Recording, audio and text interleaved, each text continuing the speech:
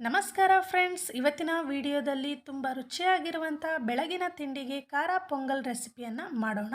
ತುಂಬಾ ರುಚಿಯಾಗಿರುತ್ತೆ. ನೀವು ಒಂದು ಬಾರಿ ಟ್ರೈ ಮಾಡಿ ನೋಡಿ. ಇನ್ನೂ ಯಾರು ನಮ್ಮ ಚಾನಲನ್ನು ಸಬ್ಸ್ಕ್ರೈಬ್ ಆಗಿಲ್ವೋ ಸಬ್ಸ್ಕ್ರೈಬ್ ಆಗಿ ಈ ವಿಡಿಯೋನ ಪೂರ್ತಿಯಾಗಿ ನೋಡಿ.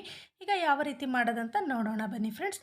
ನಾನಿಲ್ಲಿ ಒಂದು ದೊಡ್ಡ ಬೌಲಲ್ಲಿ ಅಕ್ಕಿಯನ್ನು ತೊಗೊಂಡಿದ್ದೀನಿ. ಸಣ್ಣ ಬೌಲಲ್ಲಿ ಒಂದು ಬೌಲಷ್ಟು ಹೆಸರುಬೇಳೆಯನ್ನು ತೊಗೊಂಡಿದ್ದೀನಿ ಫ್ರೆಂಡ್ಸ್. ಈಗ ನಾನು ಒಂದು ದೊಡ್ಡ ಬೌಲಿಗೆ ಅಕ್ಕಿಯನ್ನು ಹಾಕಿಬಿಟ್ಟು ಇದನ್ನು ಒಂದು 2-3 ಬಾರಿ ವಾಶ್ ಮಾಡಿಬಿಟ್ಟು ನೀರನ್ನು ಚೆಲ್ಲಿ ನೀರನ್ನು ಹಾಕಿ ಇಟ್ಕೊಂಡಿದ್ದೀನಿ. ಈಗ ಒಂದು ಸಣ್ಣ ಬೌಲಷ್ಟು ನಾನು ಹೆಸರುಬೇಳೆಯನ್ನು ತೊಗೊಂಡಿದ್ದೀನಿ. ಈಗ ಗ್ಯಾಸ್ ಮೇಲೆ ಒಂದು ಪ್ಯಾನನ್ನು ಇಟ್ಬಿಟ್ಟು ಅದರಲ್ಲಿ ಹೆಸರುಬೇಳೆಯನ್ನು ಹಾಕಿಬಿಟ್ಟು ಚೆನ್ನಾಗಿ ಹುರ್ಕೋಬೇಕು. ನೋಡಿ ಫ್ರೆಂಡ್ಸ್, ಈ ರೀತಿ ಕಲರ್ ಆಗೋವರೆಗೂ ಹುರ್ಕೋಬೇಕು. ಈಗ ಹುರಿದಿರುವಂಥ ಹೆಸರುಬೇಳೆಯನ್ನು ಅಕ್ಕಿ ಒಳಗಡೆ ಹಾಕಬೇಕು ಫ್ರೆಂಡ್ಸ್. ಹಾಕ್ಬಿಟ್ಟು ಇದನ್ನು ಕೂಡ ಒಂದು 2-3 ಬಾರಿ ತೊಳೆದ್ಬಿಟ್ಟು ಇಟ್ಕೊಳ್ಳೋಣ.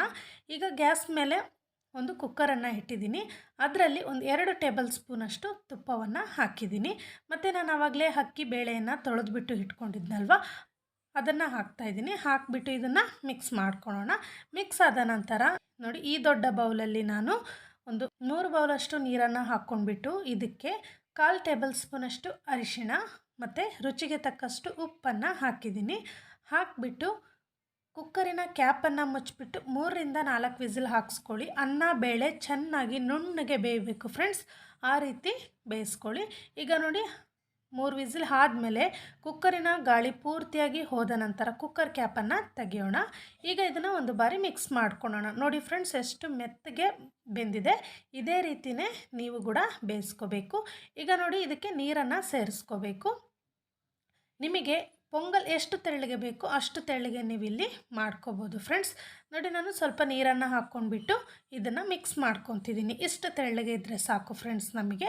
ಈಗ ಇದಕ್ಕೆ ಒಗ್ಗರಣೆಯನ್ನು ಮಾಡ್ಕೊಳ್ಳೋಣ. ಅದಕ್ಕಾಗಿ ಗ್ಯಾಸ್ ಮೇಲೆ ಒಂದು ಬಾಣಲಿಯನ್ನು ಇಟ್ಟಿದ್ದೀನಿ. ಅದರಲ್ಲಿ ಒಂದು 2 ಟೇಬಲ್ ಸ್ಪೂನಷ್ಟು ತುಪ್ಪವನ್ನು ಹಾಕಿದ್ದೀನಿ. ಮತ್ತು ಒಂದು 2 ಟೇಬಲ್ ಸ್ಪೂನಷ್ಟು ಎಣ್ಣೆಯನ್ನು ಕೂಡ ಹಾಕಿದ್ದೀನಿ. ಎಣ್ಣೆ ತುಪ್ಪ ಕಾದ ನಂತರ 1 ಟೇಬಲ್ ಸ್ಪೂನಷ್ಟು ಜೀರಿಗೆಯನ್ನು ಹಾಕಬೇಕು. ಪೊಂಗಲ್ಗೆ ಜೀರಿಗೆ ಮೆಣಸುಕಾಳು ಸ್ವಲ್ಪ ಜಾಸ್ತಿನೇ ಹಾಕ್ಕೋಬೇಕು ಫ್ರೆಂಡ್ಸ್. ಈಗ 1 ಟೇಬಲ್ ಸ್ಪೂನಷ್ಟು ನಾನು ಮೆಣಸುಕಾಳನ್ನು ಕೂಡ ಹಾಕ್ಕೊಂಡಿದ್ದೀನಿ. ಇವೆರಡು ಚೆನ್ನಾಗಿ ಫ್ರೈ ಆದ ನಂತರ ಸ್ವಲ್ಪ ತುರಿದು ಇಟ್ಕೊಂಡಿರುವಂಥ ಶುಂಠಿಯನ್ನು ಹಾಕಿದ್ದೀನಿ. ಮತ್ತು ಖಾರಕ್ಕೆ ತಕ್ಕಂತೆ ಹಸಿಮೆಣಸಿನಕಾಯನ್ನು ಹಾಕ್ಕೊಂಡಿದ್ದೀನಿ. ಸ್ವಲ್ಪ ಕರಿಬೇವಿನ ಸೊಪ್ಪನ್ನು ಹಾಕ್ಕೊಂಡಿದ್ದೀನಿ.